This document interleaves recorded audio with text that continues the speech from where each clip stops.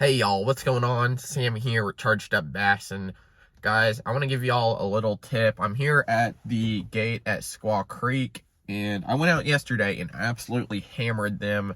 Now, if you're following me on social media, you saw that my GoPro messed up. All the files got corrupted. I didn't get a single second of footage from the day. I caught over 160 fish. Many of the, almost all of them being at least over 2 pounds. Biggest one of the day was 5.4, and I didn't get any of it. So I was super mad yesterday. I don't know. I don't know what happened, but I want to tell y'all a little tip that helps me. When I first started fishing the lipless crankbaits, a lot of people think it's kind of like it's like a hard bait Senko where you just kind of throw it out and reel it in. But I was fishing it a little bit differently, and I have a modification that really helps your lipless crankbait and your effectiveness when you fish it. And I'm going to share these with you today. And what it is changing out your treble hooks. You should always change your treble hooks out no matter what crankbait you're throwing, or even topwater, especially if you're getting a lot of bites on them like I was. I actually changed my treble hooks 2 times on my bait, just because they would dole out occasionally, or bend out from flipping so many fish. But the treble hooks that I really love, especially for a lipless crankbait, and I will say, the stock hooks on Strike Kings are not the best. They just don't do it for me. They're not great. Now, KVD and Strike King, they've come out with KVD's Elite Jerkbait, and they come standard with Mustad triple grips.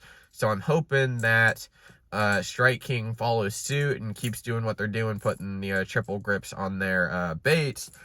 But, a lot of the time when I'm fishing a trap, it usually only comes out in the fall, winter, and maybe spring months. And it's usually when I'm ripping around grass. So one big thing that happens is these big stock treble hooks on here. And I know some people will also put stock hooks on just to do it, or bigger hooks on just to do it, to maybe get a better hookup ratio. I'm actually the opposite way. I prefer going down to a size 6, and this is the key thing here. This is the Owner Stinger treble hook short shank.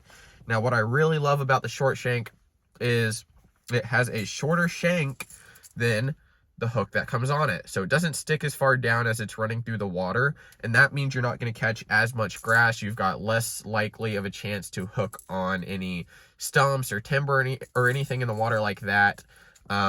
But this is what I've got here. So when it's running this way, I could literally bring it through brush so much easier. I felt this front part of the bait hit and deflect off stuff like a square bill would.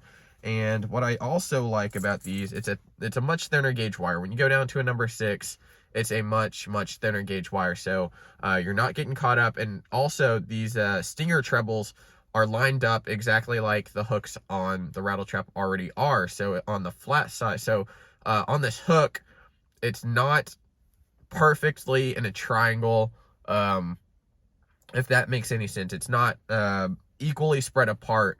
The middle eye of the eye of the hook that's looking perpendicular to the hook, you can see that this is a little more flat than just a standard treble hook, which are all equidistant from each other, like so. I don't know if you'll be able to see it, but shoot, I'm gonna get hooks in my seat. But I'll change these out, and you want to make sure you put it on to where the flat side is up against the bait as it's running. Now, it doesn't matter too much, but it matters to me, especially since I want this bait to run as straight as possible. But that's just a little update for y'all. I know I put an update video out, and I was hoping to get some awesome footage from yesterday, but it just didn't work out the way I wanted, unfortunately. So we're just going to kind of make do with what happens today. Now, supposedly, I'm going to be fishing with Sawyer. He is one of my high schoolers that I boat captain for. Super awesome kid. His brother Ryan's going to be an awesome fisherman as well.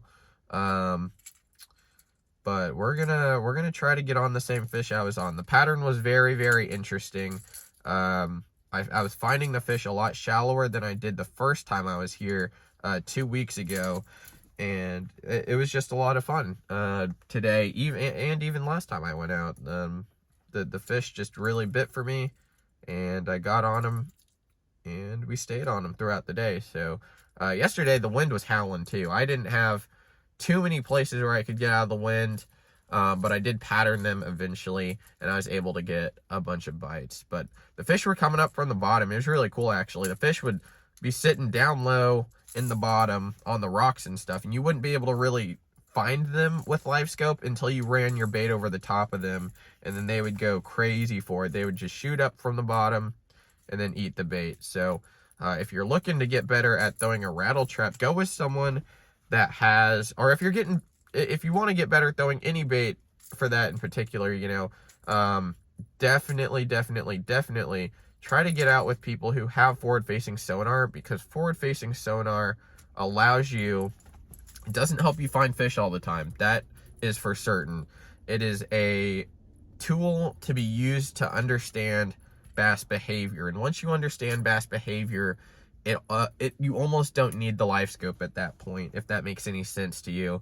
That's just how I think of it. Now, it is fun sometimes to go out and catch them on like a jerkbait or something, or an A-rig, where you can just throw it out there and they go and eat it. You know, that's just a super simple way of catching them, especially in the winter time here, now that we're getting into the colder months.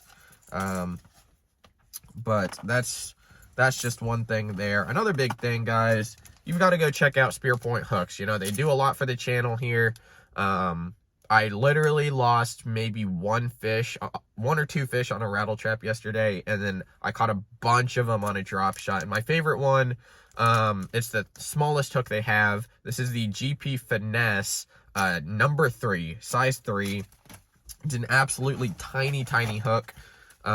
So if you don't have the specialty like finesse equipment, it might not be the hook for you. If you're throwing a little bigger than average, let's say, spinning rod, and you're just not used to finesse fishing, I would definitely go up to the size 2. It's a little more forgiving. The size 2 doesn't bend out at all. The size 3 really it's never bent out on me on a fish. Now I can throw it up against like a piece of wood and pry it off, but that's a little different than, you know, doing it on a fish. And I've boat flipped plenty of 4 and 5 pounders with the number 3 hook. So give Spear Point a try. If you guys, I've got a couple samples, so if you guys want to try Spear Point hooks, drop a comment down below, and maybe I'll pick a couple to send you some hooks, because guys, I absolutely love them. I met Art and Eric, who are the owners of the company, back at iCast 2 years ago, and if you're following me on social media, you know I absolutely love promoting their stuff. I've got their hoodie on right now, and they're just super awesome hooks, super awesome company, guys. And that's kind of what I got right now, I think. Oh, shoot. Treble hook's going everywhere, man. And on the back hook, it doesn't matter as much which way you do it. You just want to make sure the front one is laying flat. But that's kind of it, guys. I hope you enjoyed this little impromptu video. Hopefully, unlike my GoPro, this one actually saves to my phone. So I will have the camera today since we're going out, and hopefully get on some fish, guys. But that's all I have for y'all. Thanks for watching. Hopefully you made it this far. Hopefully you enjoyed this little tip here, and we'll catch you next time.